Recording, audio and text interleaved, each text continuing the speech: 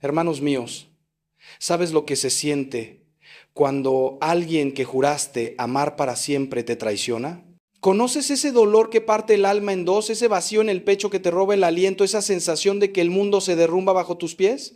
Yo he estado frente a cientos, miles de personas que han sufrido la infidelidad. He visto llorar a hombres hechos y derechos como niños. He sostenido las manos temblorosas de mujeres destrozadas. He escuchado historias que romperían el corazón más duro. Y siempre, siempre hay una pregunta que brota desde lo más profundo del alma herida, una pregunta que clama justicia, que busca sentido en medio del caos. Esa pregunta es la que hoy vamos a explorar juntos, con toda la profundidad que merece, con toda la verdad que Dios me ha permitido comprender en mis años de sacerdocio. Déjame decirte algo que quizás te sorprenda, que tal vez incluso te incomode al principio. Cuando alguien te es infiel, cuando esa persona que compartía tu cama, tu vida, tus sueños, decide entregarse a otro cuerpo, a otra promesa, a otra mentira, hay algo más que se rompe además de tu corazón. Se rompe un orden sagrado, se viola un pacto que no es solo entre dos personas, sino entre dos almas y Dios mismo. El matrimonio, hermano mío, hermana mía, no es un contrato humano que podemos firmar y romper a voluntad como quien cambia de teléfono móvil. Es un sacramento, es decir, un signo visible de la gracia invisible de Dios, un reflejo terrenal del amor eterno entre Cristo y su iglesia. Por eso, cuando hay infidelidad, no solo se traiciona a una persona, se traiciona a Dios mismo. Y entonces viene esa pregunta que muchos no se atreven a hacer en voz alta, pero que resuena en el silencio de las noches de insomnio. ¿Cómo castiga Dios a quien te fue infiel? ¿Hay justicia divina para quien destrozó tu vida? ¿Pagará esa persona por el daño causado? Quiero ser completamente honesto contigo desde el principio. La respuesta no es simple. No es lo que esperarías de un programa de televisión donde todo se resuelve en 45 minutos con comerciales incluidos. La justicia de Dios es infinitamente más profunda, más misericordiosa y al mismo tiempo más terrible de lo que podríamos imaginar. Hoy vamos a adentrarnos en este misterio con valentía, sin esquivar las preguntas difíciles, sin endulzar la verdad, porque tú mereces saber, tú necesitas comprender para poder sanar. Pero antes de seguir, quiero que hagas algo por mí. Quiero que respires profundo, que aquietes tu corazón aunque esté lleno de dolor o rabia, y que me permitas guiarte en este camino de comprensión.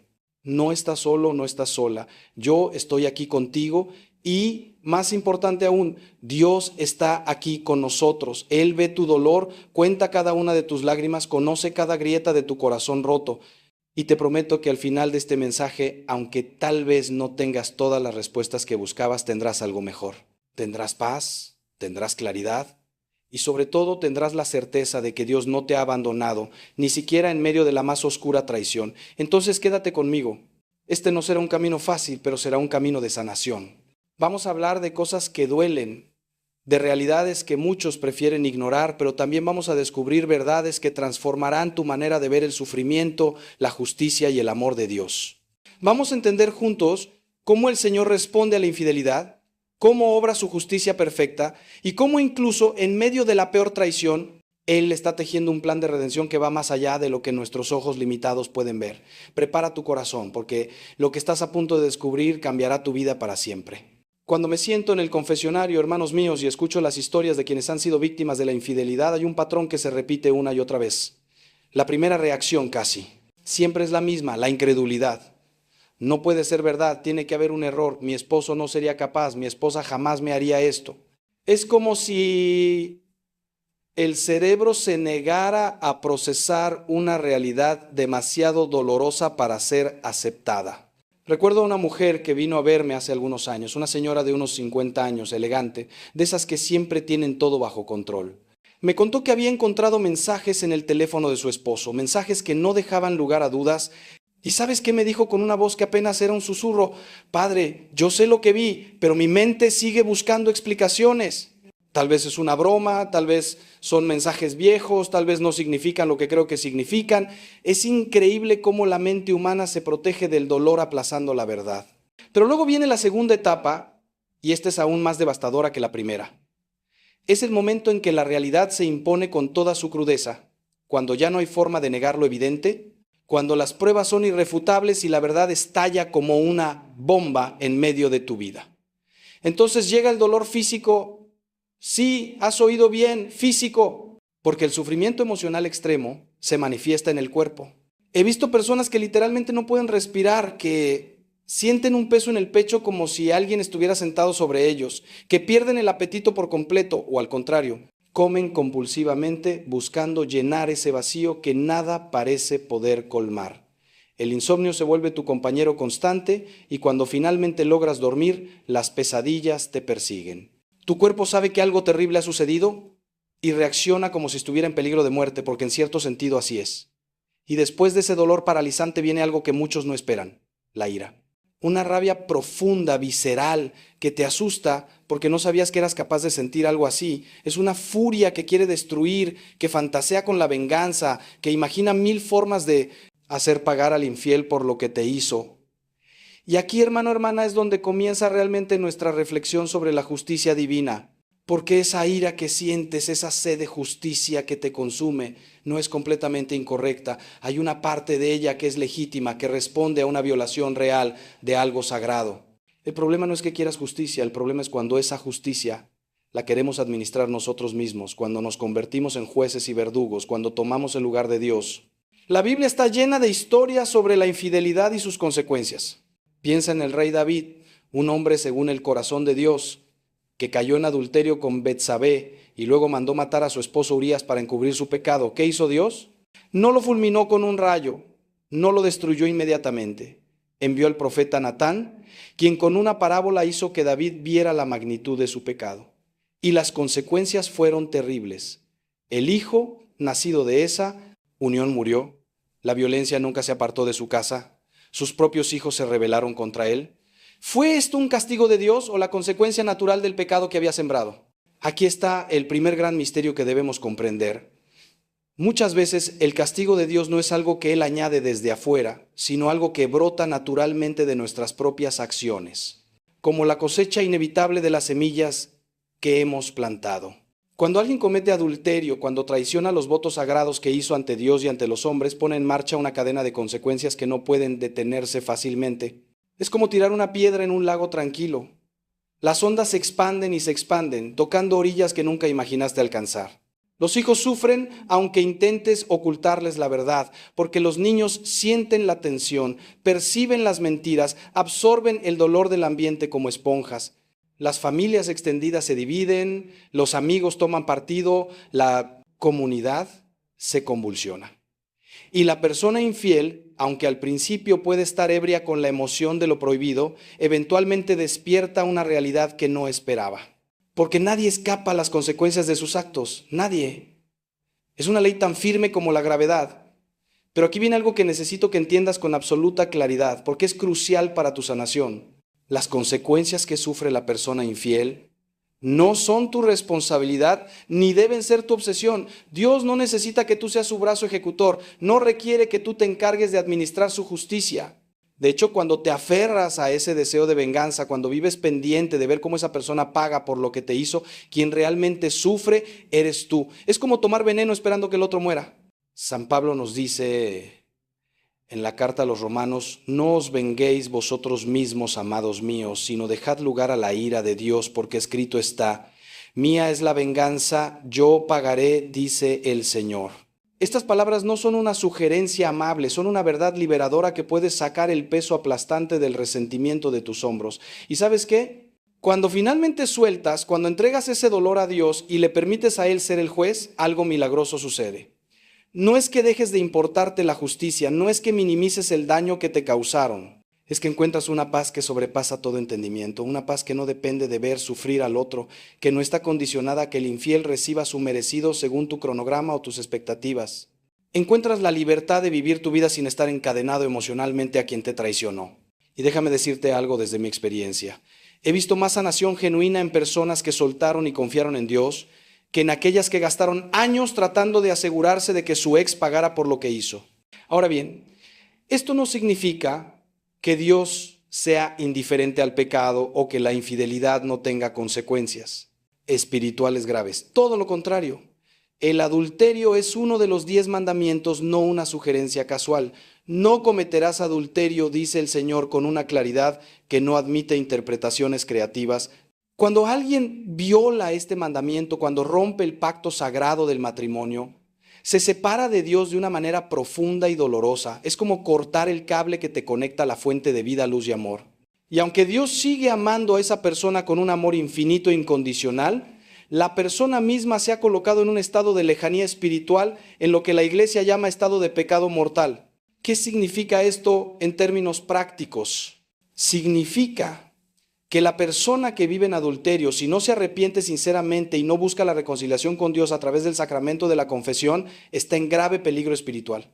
No puede comulgar, porque estaría recibiendo el cuerpo de Cristo en estado de pecado, lo cual añadiría otro pecado grave. Su vida de oración se ve afectada, porque es difícil hablar con Dios cuando estás conscientemente en rebelión contra Él. Sus decisiones se nublan, porque cuando te alejas de la fuente de la sabiduría empiezas a caminar en oscuridad. Y lo más terrible de todo, si esa persona muriera en ese estado sin arrepentimiento, enfrentaría la condenación eterna. No porque Dios sea cruel o vengativo, sino porque ella misma ha elegido la separación de Dios, y Dios respeta esa libertad incluso hasta las últimas consecuencias. Pero escúchame bien, porque aquí hay algo que muchos malinterpretan. Dios no está sentado en el cielo frotándose las manos con satisfacción cuando un pecador sufre. No está contando los puntos de dolor para ver si ya es suficiente castigo.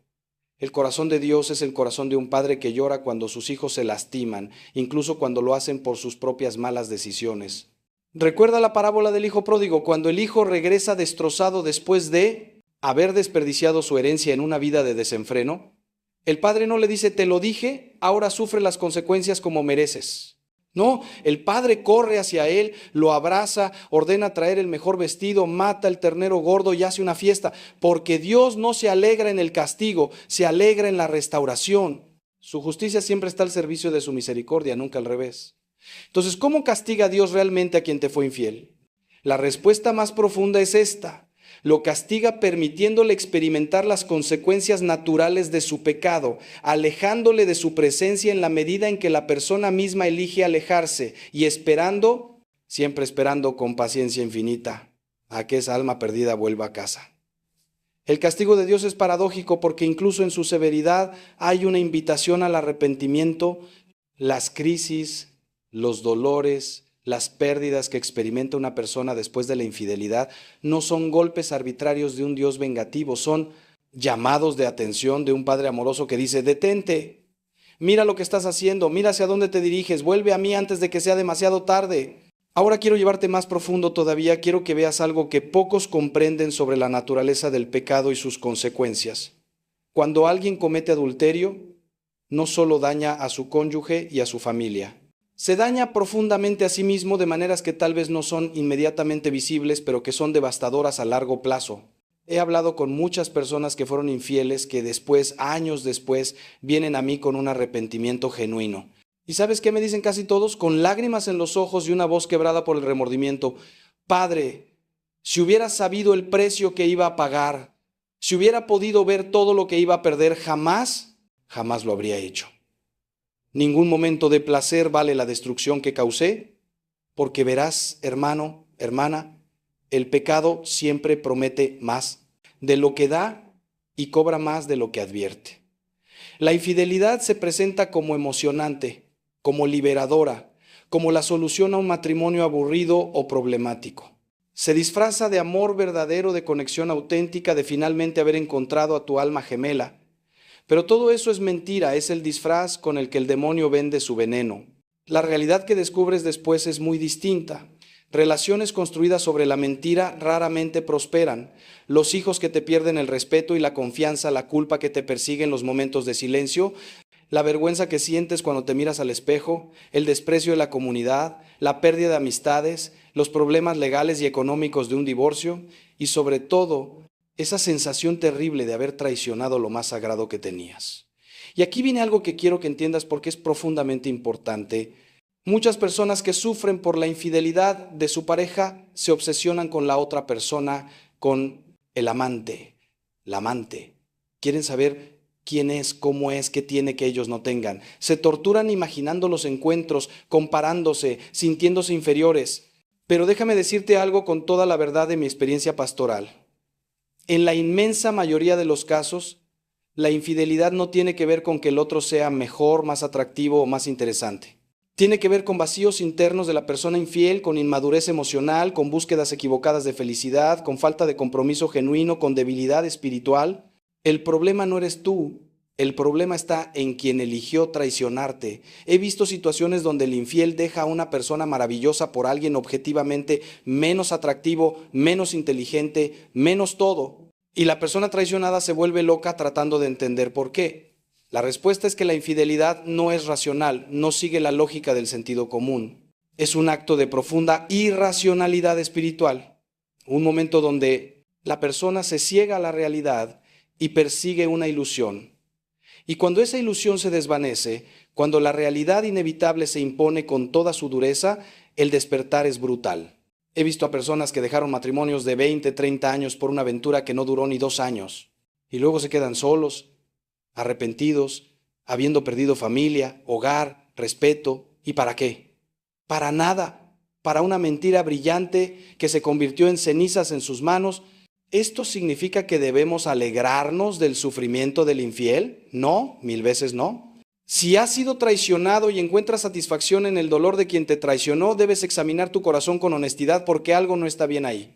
Esa no es la respuesta de un corazón sanado por Cristo, es la respuesta de un corazón todavía preso del resentimiento. Jesús fue absolutamente claro: amad a vuestros enemigos, haced bien a los que os odian, bendecid a los que os maldicen y orad por los que os maltratan. Palabras duras, hermano mío, hermana mía, palabras que cortan como espada de doble filo, pero son el camino hacia la verdadera libertad, hacia la verdadera paz, hacia la verdadera santidad. Déjame decirte algo más que tal vez nunca habías considerado. La mayor venganza, si podemos llamarla así, que puedes tomar contra quien te fue infiel es vivir bien. No me refiero a publicar fotos falsas en redes sociales pretendiendo que eres feliz para que tu ex te vea y se arrepienta. Eso es infantil y patético, perdona mi franqueza. Me refiero a realmente sanar, realmente crecer, realmente convertirte en la mejor versión de ti mismo que puedes ser cuando encuentras la paz en Dios. Cuando reconstruyes tu vida sobre cimientos sólidos, cuando perdonas genuinamente y sueltas el pasado, cuando vuelves a sonreír con autenticidad, cuando redescubres tu valor y tu dignidad como hijo o hija de Dios, eso es lo que realmente cierra el capítulo. Porque ya no eres una víctima, ya no eres alguien definido por lo que te hicieron, eres una persona nueva, redimida, libre. Ahora, déjame hacerte una pregunta que tal vez te incomode, pero que necesitas considerar con seriedad.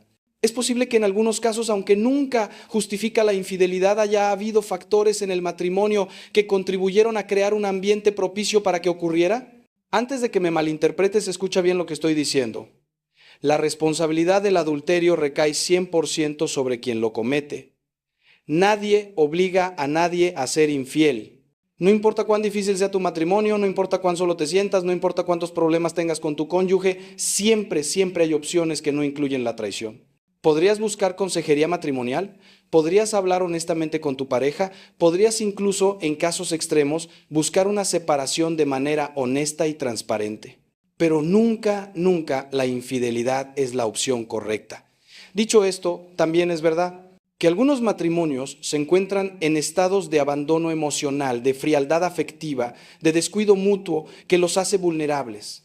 Si has sido traicionado, es posible que en tu dolor te resistas a cualquier tipo de autorreflexión pensando que eso sería culparte a ti mismo por lo que otro hizo. Y tienes razón en resistir la culpa porque no eres culpable del adulterio de tu pareja, pero ¿es posible que haya lecciones que aprender sobre cómo construir relaciones más sanas en el futuro? Es posible que haya patrones que debas examinar, no para justificar lo que te hicieron, sino para crecer como persona. Esta reflexión no es para el infiel. Esa persona tiene sus propios pecados con los que lidiar. Esta reflexión es para ti, para tu propio crecimiento espiritual y emocional. He conocido personas que después de atravesar el infierno de una infidelidad y hacer este trabajo interior profundo, han salido transformadas de maneras increíbles. Han aprendido a comunicar mejor a expresar sus necesidades, a no dar por sentado a las personas importantes en su vida, a invertir en sus relaciones, a ser más conscientes de la fragilidad de todos los vínculos humanos. Y algunos, con un trabajo enorme de ambas partes, han logrado reconstruir sus matrimonios de una manera más fuerte, más consciente, más madura que antes de la crisis. No todos los matrimonios sobreviven a la infidelidad y no todos deberían sobrevivirla, especialmente si hay un patrón de infidelidad repetida sin arrepentimiento genuino. Pero algunos sí pueden sanar y cuando lo hacen se convierten en testimonios poderosos del poder redentor de Dios. Pero volvamos a nuestra pregunta central. ¿Cómo castiga Dios a quien te es infiel? Ya hemos hablado de las consecuencias naturales del pecado, de la separación espiritual que causa, del sufrimiento que eventualmente cosecha la persona infiel. Pero hay otra dimensión que debemos explorar, una dimensión que tiene que ver con la eternidad. Porque esta vida, por importante que sea, por dolorosa que sea, es solo un suspiro comparada con la eternidad. Y las decisiones que tomamos aquí, incluyendo la decisión de ser infiel y no arrepentirse, tienen consecuencias que trascienden esta vida terrenal. La doctrina católica es clara sobre el adulterio, es un pecado mortal. Mortal no en el sentido de que te matas físicamente, sino en el sentido de que mata la vida de la gracia en tu alma. Rompe tu comunión con Dios de una manera grave. Y si una persona muere en estado de pecado mortal sin haberse arrepentido, sin haber buscado el perdón de Dios en el sacramento de la reconciliación, su destino eterno está en grave peligro. No me gusta hablar del infierno, ningún sacerdote sincero disfruta hablando del infierno, pero sería irresponsable de mi parte, sería traicionar mi vocación si no te dijera la verdad completa. El infierno es real, existe, y es la consecuencia última de rechazar a Dios de manera definitiva. Significa ¿esto que todos los que cometen adulterio van al infierno? No necesariamente. Dios conoce el corazón humano infinitamente mejor que nosotros. Conoce las circunstancias atenuantes, las heridas que llevamos, las debilidades que tenemos, la presión que enfrentamos. Sabe distinguir entre un pecado cometido en un momento de debilidad extrema y un pecado cometido con plena conciencia y deliberación. ¿Sabe cuando hay arrepentimiento genuino aunque no haya habido oportunidad de confesarse antes de la muerte? La misericordia de Dios es infinita y Él desea salvar a todas sus criaturas. Pero, y esto es crucial, Dios también respeta nuestra libertad absolutamente. Si alguien elige la separación de Dios, si alguien muere con el corazón endurecido, rechazando hasta el final la gracia que Dios ofrece, Dios respeta esa elección aunque le rompa el corazón. Entonces, el castigo final, el castigo eterno, si podemos llamarlo así, no es algo que Dios impone desde fuera como un juez arbitrario y cruel. Es la consecuencia lógica de rechazar el amor de Dios. Imagina que el cielo es una fiesta, una celebración eterna del amor. Si tú odias el amor, si has pasado tu vida rechazándolo, traicionándolo, pisoteándolo, ¿cómo podrías ser feliz en una eternidad de amor? ¿Sería tu infierno? Sé ese. Lewis dijo algo profundo. Las puertas del infierno están cerradas desde dentro. Es decir, la gente en el infierno está ahí porque elige estar ahí, porque prefiere su orgullo, su egoísmo, su pecado a la humildad de aceptar el perdón de Dios. Pero escúchame bien, porque aquí viene el corazón del Evangelio, la buena noticia que puede cambiar todo. Mientras hay vida, hay esperanza. Mientras late tu corazón, mientras respiras, nunca es demasiado tarde para volver a Dios. No importa cuán grande sea tu pecado, no importa cuántas veces hayas caído, no importa cuán lejos te hayas alejado, Dios está esperándote con los brazos abiertos. Su misericordia es más grande que todos nuestros pecados juntos. He confesado a personas que han hecho cosas terribles, cosas que me han hecho llorar en el confesionario, cosas que nunca imaginé que un ser humano pudiera hacer a otro. Y he visto cómo el poder del perdón de Dios los transforma, los libera, les devuelve la dignidad que creían haber perdido para siempre. Si tú has sido infiel, si estás escuchando esto y sabes que has traicionado a alguien que confiaba en ti, quiero que sepas algo. Puedo imaginar la culpa que sientes, la vergüenza que te consume, el miedo a enfrentar las consecuencias. Quizás has tratado de justificarte, de minimizar lo que hiciste, de echar la culpa a tu pareja o a las circunstancias. Pero en lo profundo de tu corazón, en esos momentos de honestidad brutal contigo mismo, sabes la verdad, sabes que hiciste mal, que causaste un daño terrible. Y esa voz interior que te condena es en parte tu conciencia, que es la voz de Dios dentro de ti. No la silencies con excusas o distracciones. Escúchala. Porque esa incomodidad que sientes es el primer paso hacia la sanación. Es el Espíritu Santo moviéndose en tu interior, invitándote al arrepentimiento. El arrepentimiento genuino no es simplemente sentirse mal por lo que hiciste. Es mucho más profundo que eso. Es un cambio radical de corazón, un giro de 180 grados en la dirección de tu vida. Es mirar con horror al pecado que cometiste y decir nunca más, con Dios como mi testigo, nunca más. Es estar dispuesto a hacer lo que sea necesario para reparar el daño, aunque la reparación completa sea imposible. Es humillarte, aceptar las consecuencias de tus actos sin buscar escapatorias. Es confesarte sacramentalmente exponiendo tu pecado ante Dios en presencia de un sacerdote dispuesto a cumplir la penitencia que se te imponga por dura que sea. Y es sobre todo un compromiso de cambiar tu vida radicalmente. Déjame ser muy claro sobre algo. Si cometiste adulterio y quieres el perdón de Dios, no puedes seguir en esa relación adúltera. No puedes continuar viendo a esa persona, hablándole, manteniendo contacto. Debes cortar completamente, radicalmente. Sé que esto es difícil, sé que hay sentimientos involucrados, sé que hay complicaciones prácticas, especialmente si trabajan juntos o se mueven en los mismos círculos. Pero Jesús fue absolutamente claro sobre esto. Si tu ojo te hace pecar, sácatelo. Si tu mano te hace pecar, córtatela. No estaba hablando literalmente de automutilación física. Estaba hablando de la radicalidad que se requiere para cortar con el pecado. No puedes jugar con fuego sin quemarte. No puedes mantener la tentación cerca y esperar resistirla para siempre. Además, si estás casado, debes volver a tu matrimonio. Si tu cónyuge te acepta de vuelta, debes dedicarte completamente a reconstruir esa relación, a recuperar la confianza que destruiste. Esto tomará años, no semanas o meses. Tu pareja tiene todo el derecho de estar enojada, herida, desconfiada. No puedes exigir perdón o que las cosas vuelvan a ser como antes. Has causado una herida profunda que tardará mucho en sanar si es que sana completamente en esta vida. Tu trabajo es ser paciente, transparente, consistente, disponible. Debes estar dispuesto a responder cualquier pregunta, a dar acceso completo a tu teléfono, correos, cuentas. Debes aceptar terapia de pareja e individual. Y debes hacerlo no como un castigo que soportas a regañadientes, sino como una expresión genuina de tu arrepentimiento y tu deseo de hacer las cosas bien. Y algo más que es absolutamente crucial. Debes confesarte. La confesión sacramental no es opcional para un católico que ha cometido pecado mortal, es absolutamente necesaria para volver a la comunión con Dios y con la Iglesia.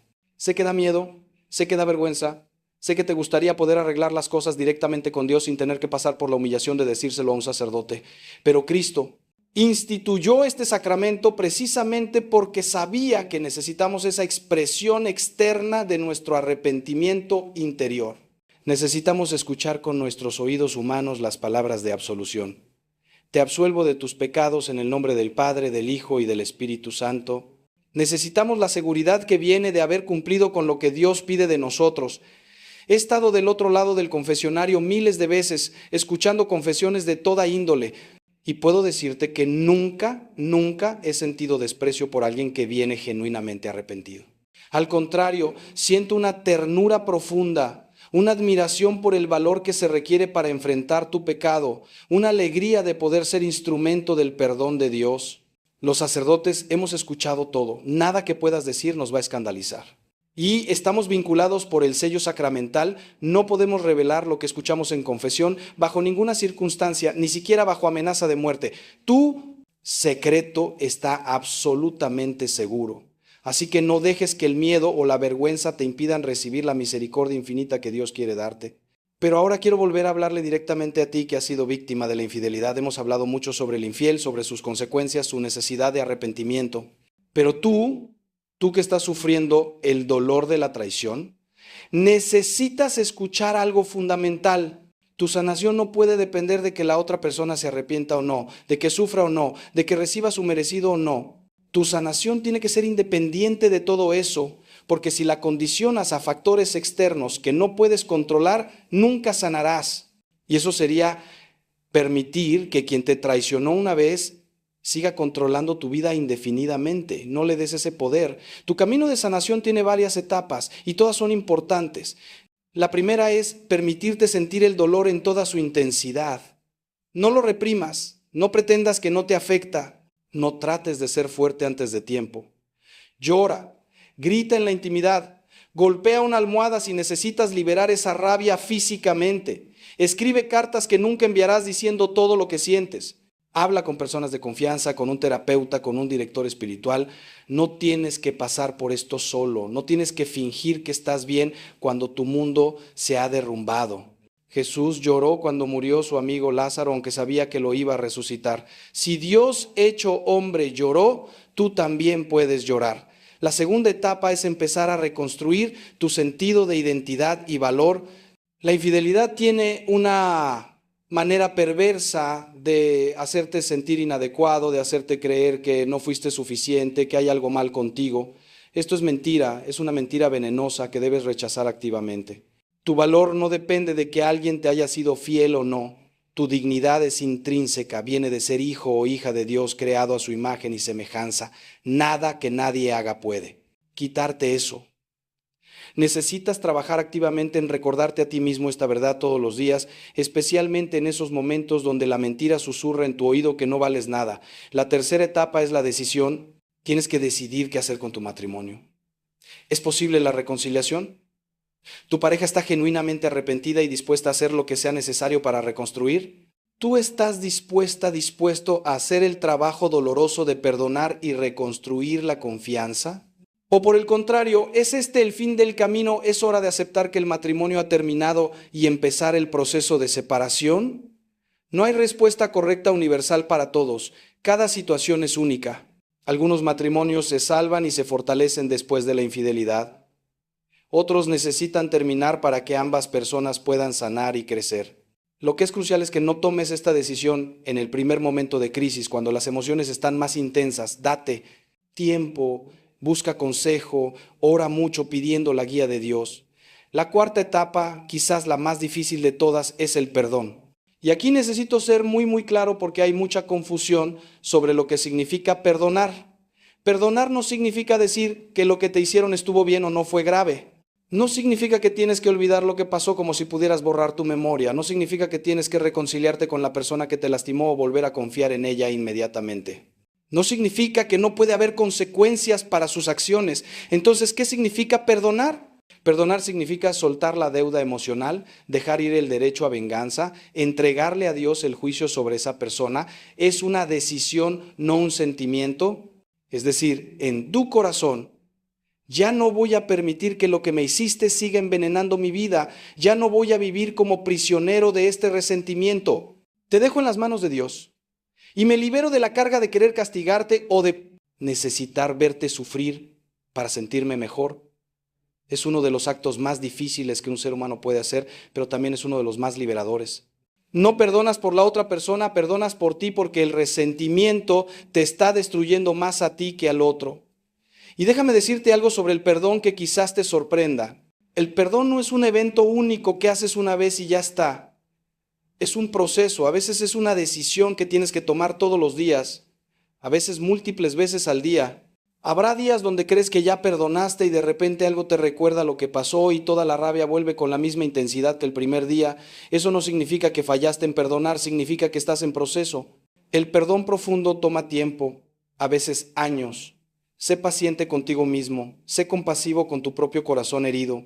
Y cada vez que la rabia vuelve a ser la decisión, elijo perdonar, elijo soltar, elijo la libertad sobre la prisión del resentimiento. Hay una historia que me gusta contar sobre el perdón. Un monje fue preguntado: Padre, ¿cuántas veces debo perdonar a mi hermano que me ofende?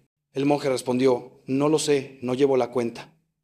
Esa es la meta final del perdón. Llegar al punto donde ya no estás contando, donde la ofensa ya no define tu relación con esa persona o contigo mismo. No digo que es fácil, no digo que puedes lograrlo por tu propia fuerza. De hecho, el perdón verdadero, profundo, radical, solo es posible con la gracia de Dios. Por eso debes pedirla constantemente. Señor, yo quiero perdonar, pero no puedo. Ayúdame, dame la gracia de perdonar como tú me has perdonado a mí. Porque esa es la verdad más profunda de todas, hermano, hermana. Todos, absolutamente todos nosotros somos perdonados. Quizás no has cometido adulterio, pero has cometido otros pecados. Has juzgado, has mentido, has sido egoísta, has lastimado a otros con tus palabras o acciones, y Dios te ha perdonado todo eso y más. Jesús murió en la cruz por tus pecados y por los míos sin excepción. El mismo perdón que Dios te ofrece gratuitamente es el perdón que Él te pide que ofrezcas a otros. En el Padre Nuestro oramos, perdona nuestras ofensas como nosotros perdonamos a los que nos ofenden. Es una petición peligrosa si lo piensas. Le estamos pidiendo a Dios que nos perdone en la misma medida que nosotros perdonamos. Eso debería hacernos reflexionar profundamente. Ahora, ¿qué pasa si has intentado perdonar genuinamente pero simplemente no puedes? ¿Qué pasa si cada vez que lo intentas, la rabia y el dolor son demasiado intensos? Primero, no te condenes por esto. El perdón no es fácil y algunas heridas son tan profundas que humanamente parecen imposibles de perdonar. Segundo, pide ayuda. Busca un buen terapeuta cristiano, un director espiritual, un grupo de apoyo. A veces necesitamos ayuda profesional para procesar traumas profundos. No hay vergüenza en eso, al contrario, es una muestra de madurez. Reconocer que necesitas ayuda. Tercero, sigue orando por la gracia del perdón aunque sientas que tus oraciones rebotan en el techo. Dios escucha, Dios está trabajando incluso cuando no lo sientes. Y aquí viene algo que quiero que entiendas con absoluta claridad. Si después de hacer un esfuerzo genuino, después de buscar ayuda, después de orar, después de darle tiempo al proceso, llegas a la conclusión de que no puedes continuar en ese matrimonio, eso no significa que has fallado o que eres menos cristiano. Hay situaciones donde la separación es la opción más saludable, incluso la más moral. La iglesia permite la separación e incluso en algunos casos la anulación, precisamente porque reconoce que hay matrimonios que no pueden o no deben continuar. No eres un fracaso si tu matrimonio termina por causa de la infidelidad de tu pareja. Tú hiciste el compromiso, tú mantuviste los votos, fue el otro quien los rompió. Pero incluso si te separas, incluso si el matrimonio termina, todavía necesitas llegar al perdón. Porque de lo contrario, aunque ya no estés físicamente con esa persona, seguirás emocionalmente encadenado a ella. Vivirás en el pasado reviviendo constantemente la traición, permitiendo que defina tu presente y tu futuro. Y eso sería darle a quien te traicionó un poder sobre tu vida que no merece tener. Tu libertad, tu paz, tu capacidad de amar nuevamente si Dios lo quiere, todo eso depende de que llegues al perdón. No por el otro, por ti. Por tu sanación, por tu futuro, por tu capacidad de vivir plenamente de nuevo. He visto milagros de sanación en personas que han sufrido la infidelidad. He visto a mujeres que estaban destruidas, que pensaban que nunca volverían a sonreír, transformarse en personas radiantes, llenas de vida y esperanza. He visto hombres que estaban consumidos por la rabia encontrar una paz profunda y una nueva capacidad de amar. He visto matrimonios que parecían completamente muertos, resucitar de maneras que solo Dios puede hacer. Y he visto también a personas que decidieron que el matrimonio había terminado, sanar de una manera hermosa y seguir adelante con sus vidas con dignidad y esperanza. No hay un solo camino para todos, pero hay sanación disponible para todos los que la buscan genuinamente. Quiero hablarte ahora de algo que muchos no consideran, el papel de la comunidad en la sanación después de la infidelidad. Cuando atraviesas una crisis de esta magnitud, necesitas apoyo. Necesitas personas que te sostengan cuando sientes que no puedes dar un paso más.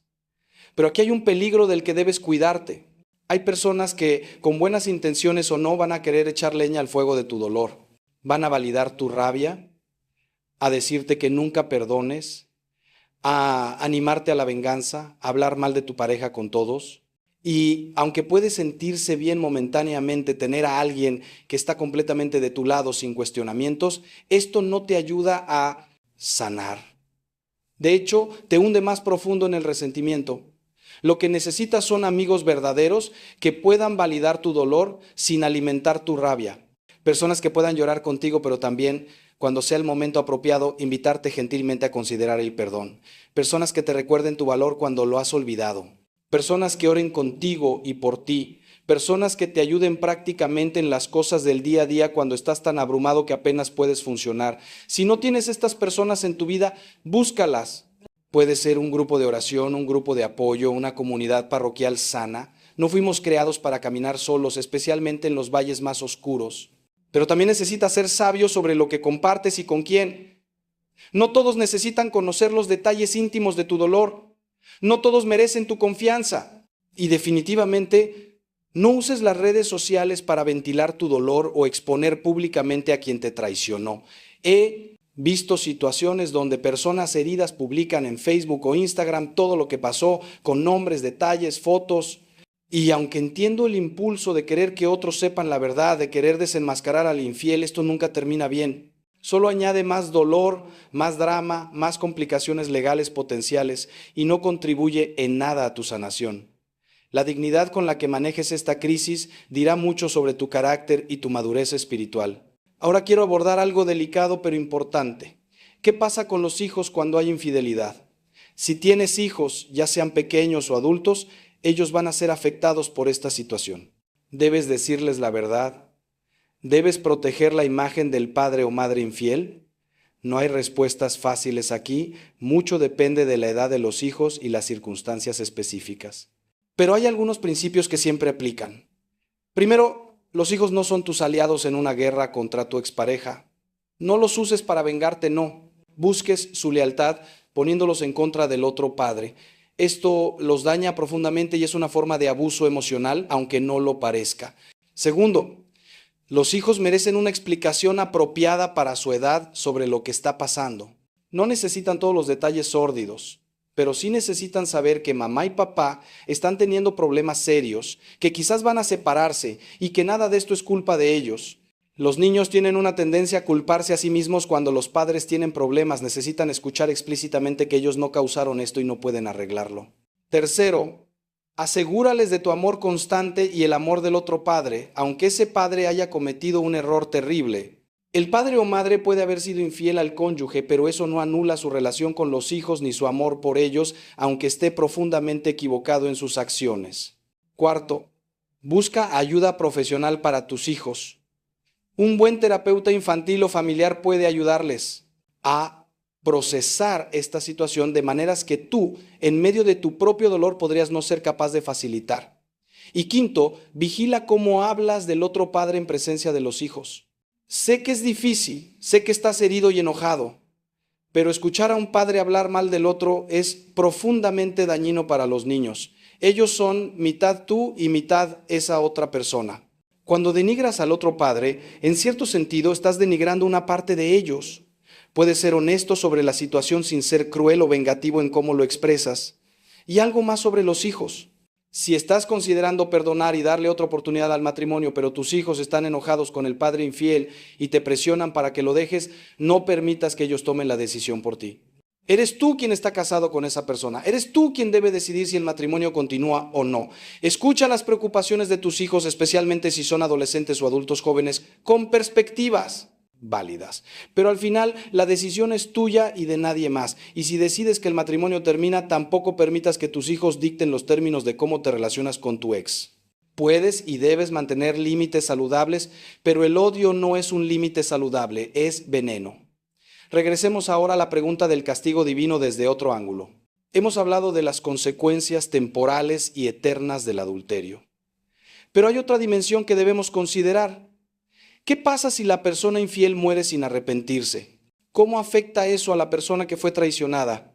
Porque muchos que han sufrido infidelidad tienen una esperanza secreta, a veces inconsciente, que algún día el infiel se arrepentirá, pedirá perdón, reconocerá el daño que causó. Y ese reconocimiento les dará algún tipo de cierre, de validación. Pero ¿qué pasa si eso nunca sucede? ¿Qué pasa si la persona muere endurecida en su pecado sin mostrar jamás remordimiento? Esto es devastador de una manera particular. No solo tuviste que lidiar con la traición, sino que ahora tienes que aceptar que nunca habrá ese momento de reconocimiento que anhelabas. Nunca escucharás las palabras lo siento, me equivoqué, fui un tonto, me arrepiento. Y peor aún, si esa persona murió sin arrepentirse, sus probabilidades de salvación eterna son muy preocupantes. Y aunque pudieras pensar que te alegraría que tu traidor fuera al infierno, si tu corazón ha comenzado, aunque sea un poco el proceso de sanación, en realidad no quieres eso. No quieres que ninguna alma, ni siquiera la de quien te lastimó terriblemente, sufra la condenación eterna. Entonces, ¿qué haces? Oras. Oras por el descanso de esa alma, porque aunque no sepamos con certeza el destino eterno de ninguna persona específica, sabemos que nuestras oraciones por los difuntos pueden ayudarles. La Iglesia siempre ha creído en la comunión de los santos, que incluye a los que están en la tierra, en el cielo y en el purgatorio. Si esa persona está en el purgatorio siendo purificada de sus pecados antes de entrar al cielo, tus oraciones pueden acortar su sufrimiento. Y orar por quien te lastimó incluso después de su muerte Es un acto de amor heroico que te transforma a ti más que a nadie. Es la victoria final sobre el resentimiento. Es la prueba de que has alcanzado un nivel de perdón que solo la gracia de Dios puede dar. Ahora, hablemos de una situación particularmente dolorosa, cuando la infidelidad viene acompañada de otras traiciones o pecados graves. Por ejemplo, cuando la persona infiel también abusó económicamente del matrimonio, gastando dinero de la familia en el amante, o cuando la infidelidad resultó en un embarazo, o cuando la infidelidad involucró a alguien cercano, un amigo de la familia, un pariente. Estas capas adicionales de traición pueden hacer que la sanación sea aún más complicada. No solo procesas la infidelidad sexual, procesas la ruptura de múltiples confianzas simultáneamente. El dolor se multiplica, la sensación de haber sido un tonto se intensifica, la vergüenza pública puede ser mayor. En estos casos, necesitas ser aún más compasivo contigo mismo sobre el tiempo que te tomará sanar. No hay un cronograma estándar para superar algo así. No dejes que nadie te diga, ya deberías estar mejor, o es tiempo de seguir adelante cuando tú todavía estás sangrando por dentro. La sanación toma el tiempo que toma. Algunos necesitan meses, otros años, y eso está bien. Lo importante no es la velocidad de tu sanación, sino la dirección. ¿Estás avanzando, aunque sea milímetro a milímetro, hacia la sanación? ¿O estás estancado, revolviendo constantemente en el dolor sin dar pasos hacia adelante? Si es esto último, necesitas buscar más ayuda, porque no puedes quedarte atrapado ahí para siempre. Quiero hablar también sobre algo que muchos experimentan, pero pocos admiten. Hay momentos donde extrañas a la persona que te traicionó, donde desearías que las cosas pudieran volver a ser como antes, donde la soledad te pesa tanto que casi estarías dispuesto a ignorar lo que pasó con tal de no estar solo. Esta es una fase completamente normal del proceso de duelo, porque estás lamentando no solo la pérdida de una persona, sino la pérdida de tu vida como la conocías, de tus planes futuros, de tu identidad como persona casada. No te juzgues por sentir esto.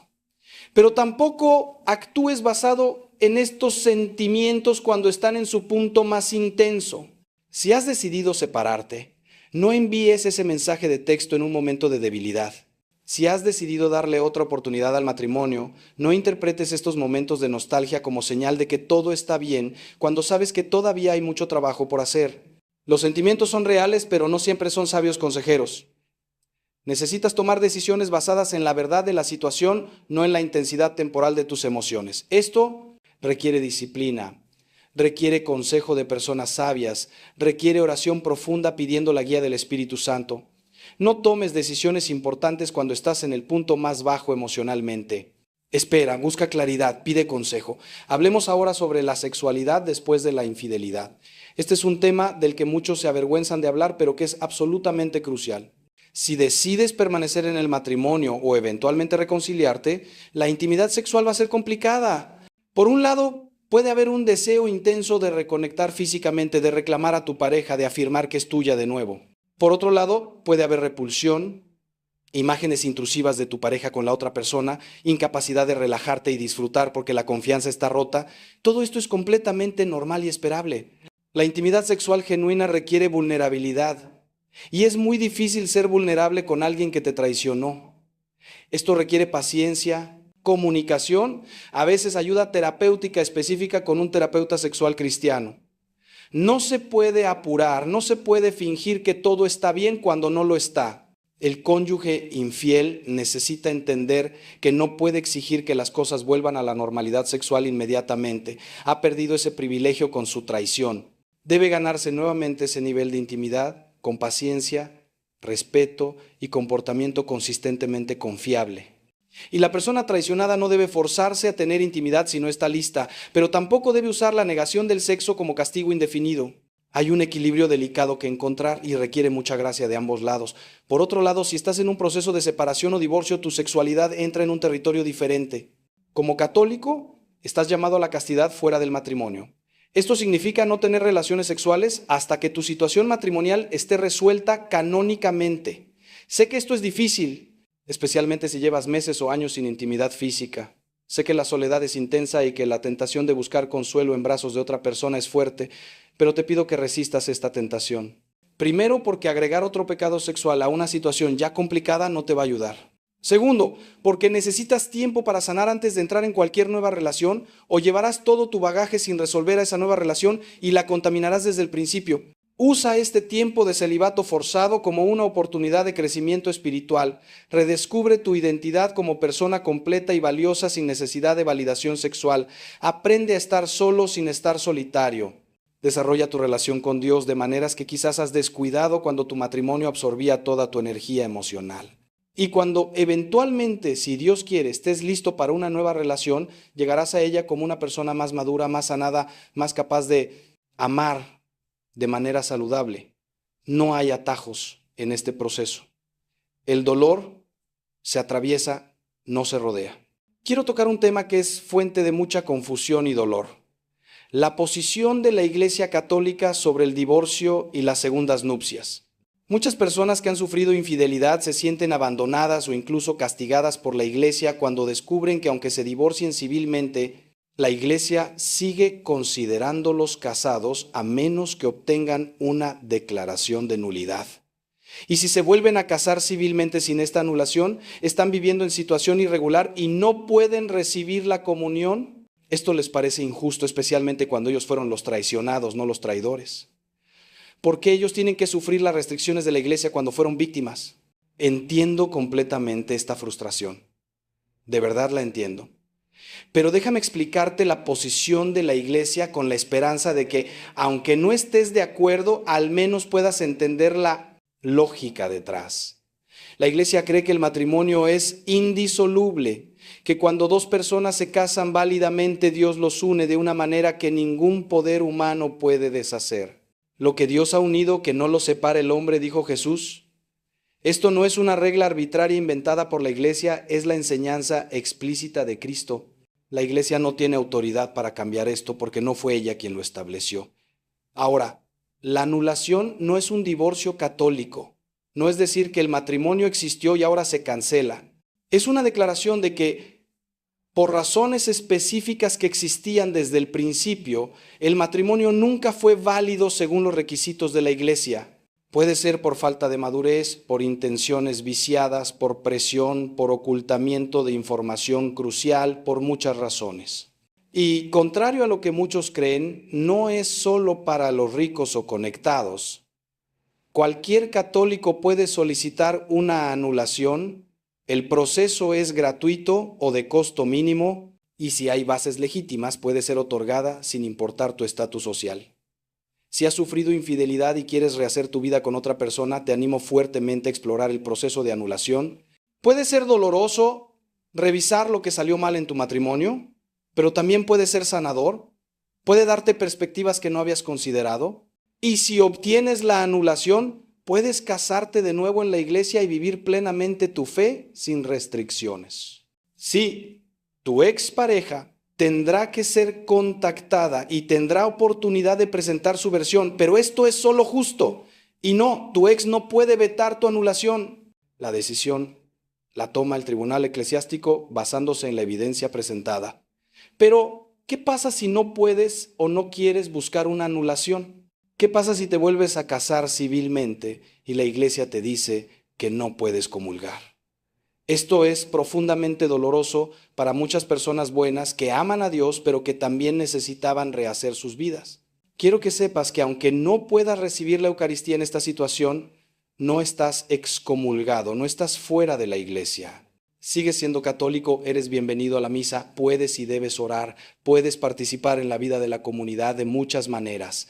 Y Dios conoce tu corazón, conoce tus circunstancias, conoce tu dolor, confía en su misericordia. El Papa Francisco ha trabajado para acompañar mejor a personas en situaciones matrimoniales complejas. Ha enfatizado el discernimiento individual, la importancia de la conciencia bien formada y el rol de los sacerdotes en caminar junto a las personas en estas situaciones difíciles. No todas las situaciones son iguales. Y hay espacio para matices pastorales que respetan tanto la doctrina de la Iglesia como la realidad compleja de vidas humanas rotas. Si estás en una situación así, busca un sacerdote compasivo y sabio que pueda ayudarte a discernir tu camino particular. No todos los sacerdotes responderán igual, pero hay pastores buenos que pueden acompañarte con misericordia sin comprometer la verdad. Ahora acerquémonos al final de nuestra reflexión volviendo una vez más a la pregunta original. ¿Cómo castiga Dios a quien te es infiel? Después de todo lo que hemos explorado, creo que podemos llegar a una respuesta matizada y profunda. Dios no castiga de la manera que nosotros en nuestra sed de justicia humana esperaríamos. No envía rayos del cielo, no asegura que la persona infiel sufra proporcionalmente a como tú has sufrido, no te da el placer de ver a tu traidor destruido. Si eso es lo que buscas, te quedarás esperando y amargándote en el proceso. Pero Dios sí actúa, permite que las consecuencias naturales del pecado se desarrollen, y estas son a menudo devastadoras de maneras que la persona no anticipó. Llama a la conversión a través de esas consecuencias usando el sufrimiento como maestro. Mantiene la puerta abierta para el arrepentimiento genuino mientras hay vida, ofreciendo perdón total e incondicional a quien se vuelve a Él con corazón contrito. Y al mismo tiempo, respeta absolutamente la libertad humana, permitiendo que la persona elija el rechazo definitivo de su gracia si así lo decide, con todas las consecuencias eternas que eso implica. La justicia de Dios es perfecta, pero opera en una escala y según principios que van más allá de nuestra comprensión humana limitada. Ve no solo el acto externo, sino las intenciones del corazón, las circunstancias atenuantes, toda la historia de vida de la persona. Su justicia está perfectamente equilibrada con su misericordia de una manera que parece imposible desde nuestra perspectiva, pero que tiene perfecto sentido en su sabiduría infinita. Y su objetivo final no es castigar por castigar, sino redimir, salvar, restaurar. Incluso la persona que ha cometido los pecados más graves está invitada al banquete si está dispuesta a venir vestida con el vestido de bodas del arrepentimiento. Entonces, ¿qué significa todo esto para ti que has sido herido por la infidelidad? ¿Significa que puedes confiar en que Dios ve, Dios sabe, Dios actúa? No necesitas cargar el peso de asegurar que se haga justicia. No necesitas vivir obsesionado con que tu traidor pague lo que te debe. Puedes soltar todo eso en las manos capaces de Dios y enfocarte en tu propia sanación, en tu propio crecimiento, en tu propio camino hacia la plenitud. Puedes perdonar no porque la persona lo merezca, sino porque tú mereces ser libre. Puedes seguir adelante construyendo una vida nueva, hermosa, llena de significado y propósito. Y déjame decirte algo más. He visto una y otra vez que las personas que hacen este trabajo interior, que eligen el perdón, que confían en Dios a pesar del dolor terrible que han experimentado, estas personas terminan con vidas más ricas, más profundas, más significativas de lo que tenían antes. No porque la traición fuera buena, nunca es buena, sino porque la forma en que respondieron a ella los transformó. Desarrollaron una compasión profunda por otros que sufren, encontraron una fe más madura, una fe probada en el fuego, descubrieron recursos internos que no sabían que tenían, se convirtieron en fuentes de sabiduría y consuelo para otros que atraviesan tragedias similares. No estoy diciendo que deberías estar agradecido por la infidelidad, eso sería ridículo. Pero sí estoy diciendo que puedes salir de esto no solo sobreviviente, sino prosperando. No solo herido, sino sanado. No solo como víctima, sino como vencedor. Las tragedias tienen un poder extraño. Pueden destruirnos o pueden refinarnos. Depende de cómo respondamos a ellas. Y con la gracia de Dios, con el apoyo de una buena comunidad, con el compromiso de hacer el trabajo interior difícil, tú puedes elegir el camino de la transformación. No será fácil, no será rápido, pero será posible. Y al otro lado te espera una vida que vale la pena vivir. Hermano mío, hermana mía, hemos caminado juntos a través de un tema doloroso y complejo. Hemos explorado las consecuencias temporales y eternas de la infidelidad, la naturaleza de la justicia divina, el camino del perdón, los desafíos prácticos de sanar después de la traición. Ha sido un camino largo y quizás agotador, pero espero, oro, confío en que ha sido también un camino sanador. Espero que ahora tengas más claridad, más paz, más esperanza de la que tenías cuando comenzamos. Si tú has sido la persona infiel, espero que entiendas la gravedad de lo que has hecho y la urgente necesidad de arrepentimiento genuino. No pierdas más tiempo en justificaciones o minimizaciones.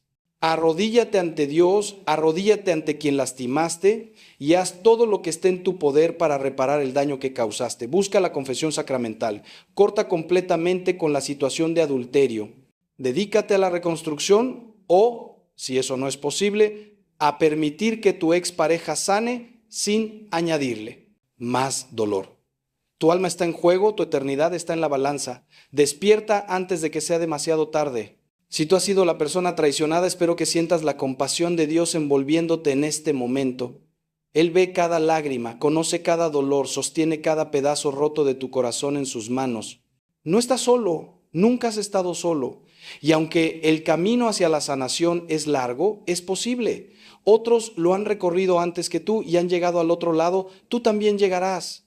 Confía en el proceso, busca la ayuda que necesitas y no pierdas la esperanza. Tu historia no termina con esta traición. Hay capítulos hermosos todavía por escribir en el libro de tu vida. Y a todos ustedes, hayan experimentado infidelidad directamente o no, les recuerdo que todos somos frágiles, todos somos capaces de caer si no vigilamos. No te creas inmune a la tentación. Cuida tu matrimonio, invierte en tu relación, no des por sentado a tu pareja. Y cuando veas a otros pasando por el dolor de la infidelidad, no juzgues, no chismes, no añadas más sufrimiento. Sé instrumento de la misericordia de Dios, extiende compasión, ofrece ayuda práctica, ora fervientemente. Porque así como Cristo nos ha amado, así debemos amarnos unos a otros. Quiero hablarte ahora de algo que rara vez se menciona, pero que es profundamente real en la vida de quienes han sufrido la infidelidad. El miedo que queda después, ese temor que se instala en lo profundo de tu ser como una sombra persistente. Aunque hayas perdonado, aunque hayas decidido continuar con tu matrimonio o aunque hayas rehecho tu vida con otra persona, ese miedo susurra constantemente en tu oído. ¿Y si vuelve a pasar? ¿Y si esta persona también me traiciona? ¿Y si nunca podré volver a confiar completamente en alguien? Este miedo no es irracional, hermano, hermana, es la respuesta natural de un corazón que ha sido herido profundamente. Es como cuando te quemas con fuego. Instintivamente te alejas del fuego la próxima vez. Tu sistema de protección emocional se ha activado, tratando de evitar que vuelvas a sufrir ese dolor devastador. Pero aquí está el problema. Si vives en ese miedo constantemente, si permites que gobierne cada interacción, cada decisión, cada momento de intimidad, nunca podrás experimentar verdadera cercanía con nadie nuevamente. Vivirás en una prisión de tu propia construcción, donde las paredes que levantaste para protegerte terminan siendo las mismas que te mantienen aislado y solo. He visto matrimonios que sobrevivieron la infidelidad destruirse años después, no por otra traición, sino por la incapacidad de la persona herida de soltar ese miedo y volver a confiar. El cónyuge que se arrepintió genuinamente, que hizo todo lo correcto, que fue fiel y transparente durante años, eventualmente se agota de tener que probar su fidelidad constantemente, de ser tratado como criminal en libertad condicional en su propia casa, de nunca poder recuperar completamente la confianza de su pareja. Entonces, ¿cómo vences ese miedo? No es algo que haces una vez y ya está resuelto, es un trabajo diario, a veces momento a momento. Primero, necesitas reconocer que nunca tendrás garantías absolutas en las relaciones humanas. Todos somos libres, todos somos imperfectos, todos somos capaces de fallar. La única seguridad absoluta que tienes es en Dios, no en ningún ser humano. Cuando pones tu seguridad última en una persona, estás colocando un peso en esa relación que ninguna relación humana puede soportar. Pero cuando tu seguridad fundamental está en Dios, cuando sabes que sin importar lo que pase, tú estarás bien porque Él te sostiene, entonces puedes arriesgarte a confiar en otro ser humano sin que tu mundo entero dependa de que esa persona sea perfecta. Segundo, necesitas diferenciar entre precaución sabia y paranoia destructiva. La precaución sabia dice, voy a ser consciente de las señales de alerta, voy a mantener la comunicación abierta, voy a cuidar mi matrimonio, voy a establecer límites saludables. La paranoia destructiva dice, voy a revisar su teléfono cada día, voy a interrogarlo sobre cada minuto de su tiempo, voy a sospechar de cada conversación, voy a vivir en constante hipervigilancia. La primera protege la relación, la segunda la envenena. Necesitas aprender a distinguir entre las dos y cuando notes que estás cayendo en la segunda necesitas hacer una pausa, respirar, orar y recordarte a ti mismo que no puedes vivir así, que esto no es vida, que necesitas soltar. Tercero, considera que parte de ese miedo puede necesitar ser procesado con ayuda profesional. Si años después de la traición todavía tienes pesadillas, si entras en pánico cada vez que tu pareja llega tarde a casa, si no puedes disfrutar de momentos felices porque siempre estás esperando que algo malo pase, eso puede ser un síntoma de estrés postraumático. Sí, la infidelidad puede causar trauma genuino y el trauma no se supera simplemente con fuerza de voluntad o con oración, aunque ambas son importantes. A veces necesitas un terapeuta calificado que entienda trauma, para ayudarte a reprocesar esas memorias dolorosas y a desarrollar mecanismos de afrontamiento más saludables. No hay vergüenza en esto. Es simplemente reconocer que algunas heridas requieren atención especializada para sanar adecuadamente. Y déjame decirte algo más sobre el miedo. Hay un tipo diferente de miedo del que necesito hablarte, uno que afecta particularmente a quienes fueron infieles y que ahora están genuinamente arrepentidos. Es el miedo de que su pecado los defina para siempre, de que nunca podrán escapar de la etiqueta de adúltero o adúltera, de que Dios mismo los ha rechazado permanentemente. Este miedo es una mentira del enemigo, hermano, hermana.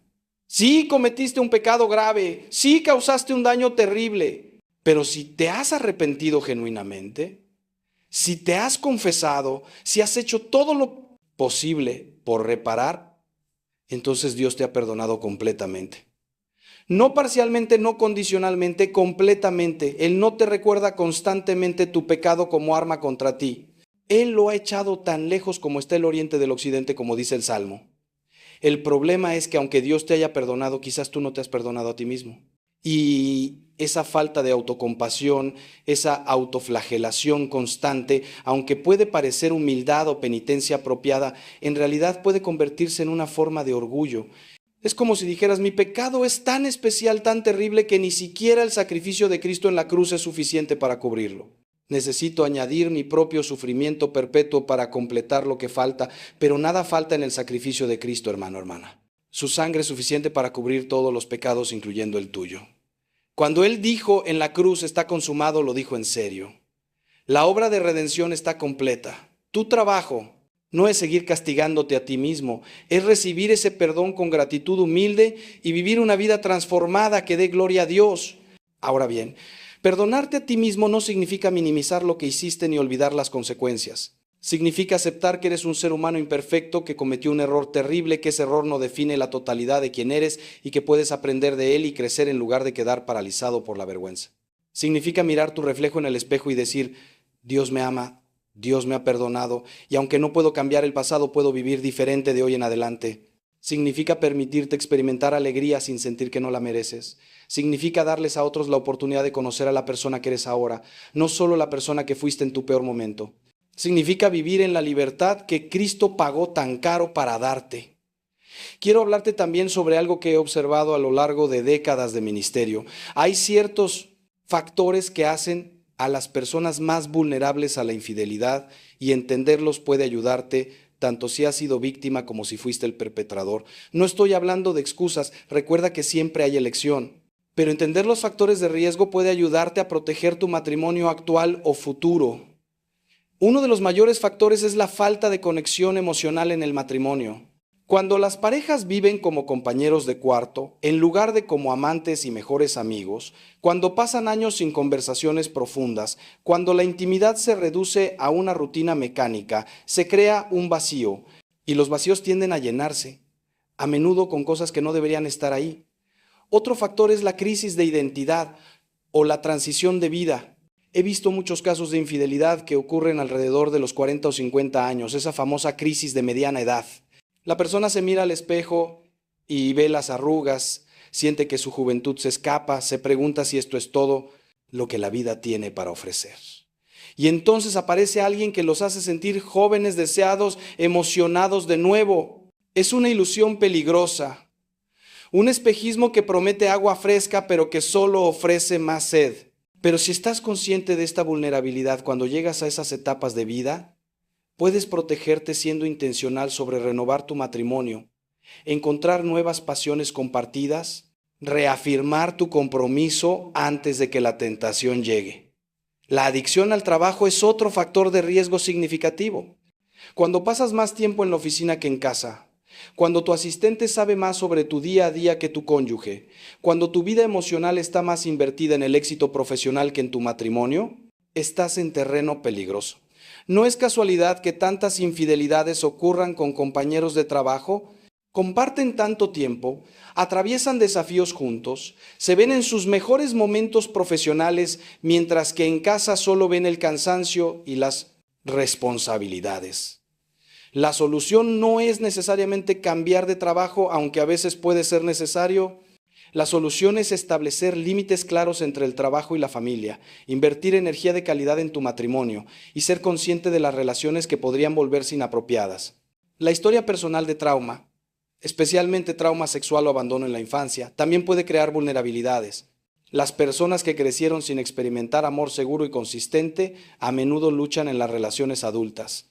Pueden sabotear relaciones buenas porque inconscientemente no creen que merecen ser amados, o pueden buscar validación constante de múltiples fuentes porque nunca se sienten suficientemente amados. Esto no justifica la infidelidad, pero explica por qué algunas personas parecen repetir patrones destructivos. La sanación requiere trabajo terapéutico profundo para resolver esos traumas de raíz, no solo tratar los síntomas superficiales. Y si estás casado con alguien con este historial, necesitas entender que la sanación será un proceso largo que requiere paciencia y apoyo profesional. La exposición a la pornografía es otro factor que no podemos ignorar en nuestro tiempo. La pornografía distorsiona completamente la sexualidad saludable, crea expectativas irreales, reduce a las personas a objetos y progresivamente necesita estímulos más intensos para producir la misma respuesta. He visto innumerables casos donde la adicción a la pornografía eventualmente llevó a encuentros físicos con otras personas. Comienza como algo que la persona piensa que es inofensivo, solo ver imágenes en la privacidad de su pantalla, pero alimenta fantasías, crea insatisfacción con la intimidad real y comprometida del matrimonio y erosiona gradualmente las barreras morales hasta que lo que antes parecía impensable ahora parece posible. Si luchas con pornografía, búscate ayuda ahora antes de que escale. Y si tu pareja la usa, entiende que esto es una amenaza seria para tu matrimonio que necesita ser abordada con urgencia. Finalmente, quiero hablar sobre la importancia de la comunidad y la rendición de cuentas. Nadie debería caminar solo en la vida cristiana. Todos necesitamos hermanos y hermanas que nos conozcan verdaderamente, que puedan hacernos las preguntas difíciles, que noten cuando estamos empezando a desviarnos del camino. En mi experiencia, las personas que caen en infidelidad a menudo han estado viviendo vidas de creciente aislamiento y secreto. No tienen amistades profundas, no están involucrados en comunidad de fe, no tienen a nadie ante quien rendir cuentas. Y en ese aislamiento, las tentaciones crecen y las justificaciones se multiplican. Si tienes amigos verdaderos que te conocen lo suficientemente bien como para confrontarte cuando ven señales de alerta, que oran por ti y por tu matrimonio regularmente, que te apoyan en los momentos difíciles, tu matrimonio tiene una protección poderosa que no debes subestimar. Hermanos míos, mientras nos acercamos al final de este tiempo juntos, quiero que sepas que aunque hemos hablado de un tema doloroso, mi corazón está lleno de esperanza. Esperanza, porque he visto el poder redentor de Dios obrar milagros en las situaciones más imposibles. He visto matrimonios que todos daban por muertos resucitar más fuertes que nunca. He visto a personas destrozadas por la traición florecer en una belleza y plenitud que nunca habían experimentado antes. He visto a infieles arrepentidos transformarse en defensores apasionados de la fidelidad matrimonial. He visto familias rotas reconciliarse de maneras que solo Dios podía hacer. Nada es imposible para Dios, absolutamente nada. Si Él pudo resucitar a Jesús de entre los muertos, puede resucitar tu matrimonio, tu corazón, tu esperanza, tu vida. Nunca subestimes lo que Dios puede hacer con los pedazos rotos si se los entregas con fe. Que la paz de Cristo, que sobrepasa todo entendimiento, guarde tu corazón y tu mente. Que encuentres en Él la sanación que anhelas, el perdón que necesitas, la fuerza para seguir adelante, y que cuando llegue el día en que mires atrás a este capítulo doloroso de tu vida, puedas decir con gratitud genuina: Dios estuvo conmigo, me sostuvo en la tormenta y mira lo que ha hecho con mi vida. A Él sea toda la gloria, ahora y siempre. Amén.